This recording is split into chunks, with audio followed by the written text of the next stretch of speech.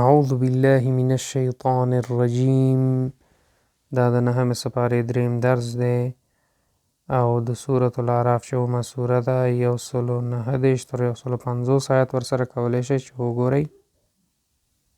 متبر تبا کیدونکي دي، فإن استقر که چیرې قلار پاتې شو، دکه زره زره، وخر او پریوتلو، صعقا بیهوشه،